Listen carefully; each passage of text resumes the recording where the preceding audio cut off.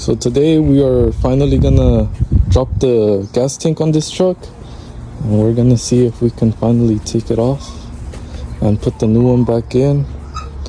We're gonna start off by taking off the pump and the filler neck on it so it doesn't get onto anything when we drop it.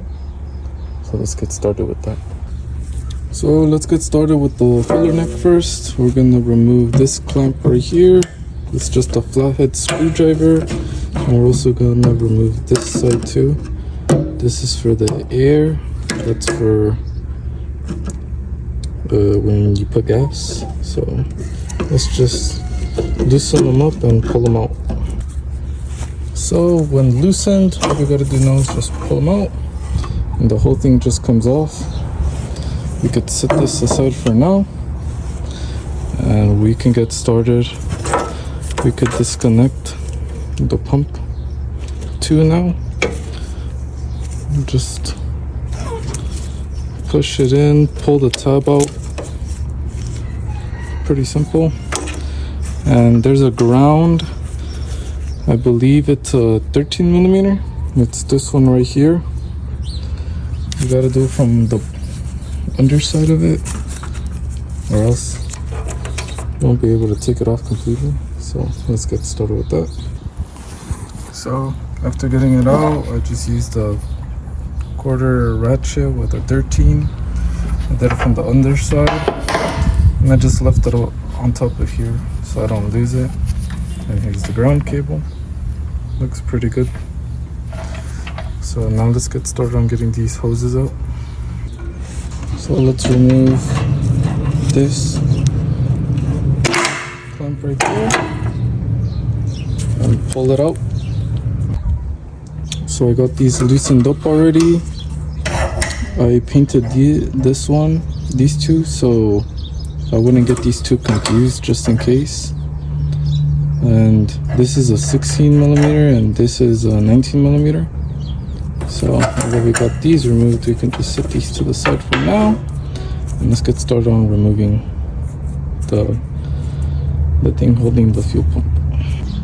So to remove this little bracket holding the fuel pump, you gotta tap it out and make it turn so it can release it. And for these you usually need a brass chisel so you can hammer it out so it doesn't create spark.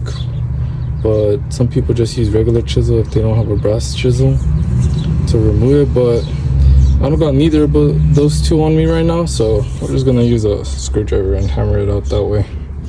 So now that you got it loosened it out, you just need to wiggle it and it just comes right out.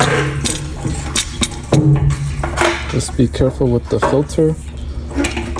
Make sure it comes out a certain way.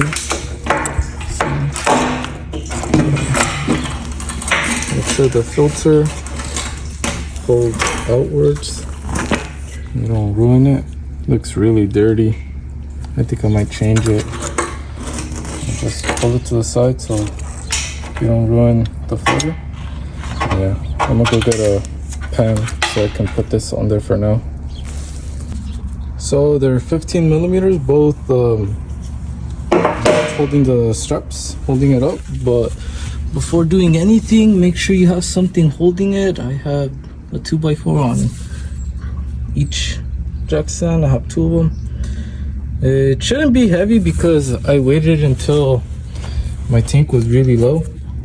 So yeah, so we're gonna go ahead and loosen them up now. We're gonna go from there. On both sides, just make sure it's not supporting the tank anymore.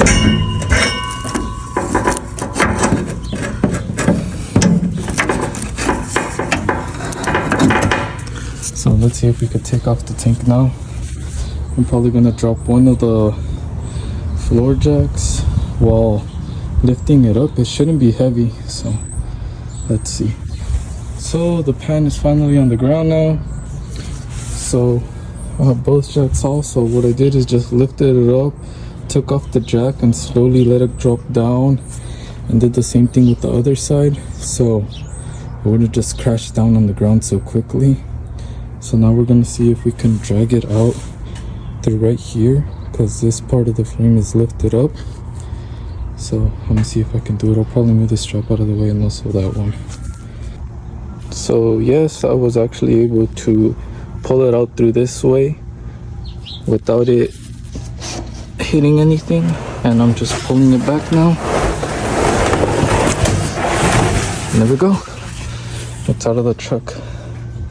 So I'll probably try to lift it up on one side, because it does have a cover at the bottom, a plastic cover that I'm gonna have to put onto the new one or rest it on top of it. So that'll be fairly simple to do, and we'll go on from there. The reason why I'm doing this change is because the plastic box inside of it, inside of the tank, that controls how much fuel goes to the pump. It's kind of like a leveling thing. Well, mine was broken from that corner, and I tried to somewhat fix it by putting a bigger washer and tapping it onto the sort of screw that it has on it.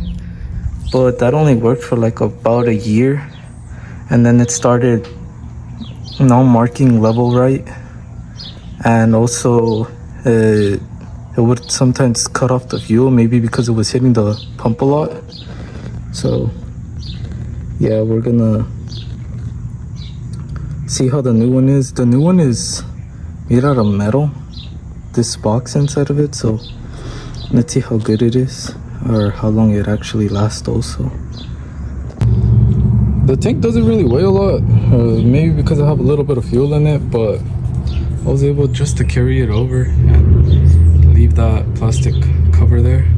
I'll probably wash it up and clean it before putting the new one in, because it has a bit of garbage on it. So yeah. So I got the new tank right here, side by side with this one. They look pretty much the same. Just one looks old, the other one's new. And then these ones have a metal casing on the inside. So I hope that makes a better difference, and hopefully it lasts longer. So we'll see how that goes. I'm gonna get started now and put it back on. So these tanks, I think mostly every tank, they have some sort of foam or tape on these edges where there's held above on the frame. So I think they're used for just for vibration purposes, or so they don't metal to metal that they rub, maybe for rust. But I couldn't find any certain types of foam or like the foam that has like tape on it. So just last minute I just got this foam weather strip seal. I think it's the same thing, or I could be wrong, but we'll just give this a shot, see if it's good or bad. If not, I'll just drop it again another day. But it seems pretty durable. You just need one package. I've got two just in case, but one was enough, a little extra. So we're gonna go ahead and put this over there and put the bottom cover on and get started. Got the plastic cover cleaned up, so now let's put it on that tank. So let's get started. So got the tank inside now with the cover on it at the bottom. So now we're gonna just pick it up with one hand and try to put the bolt just hand tight for now, and so it could just be in the air, and then we'll just go ahead and tighten it with the ratchet. So I did the same thing as taking it off. I lifted up one side first, got it on the jack, lifted up the other, and then carefully I put the strap on, and I just tightened it up a little bit, as much as I could by hand. Same thing with this side. Now it's sturdy and I don't gotta depend on the jacks. And now I'm gonna tighten it up all the way with the ratchet. So after putting the tank and tightening it up, we're gonna start putting the filter back on there. with a new fuel pump strainer. So let's see how this goes.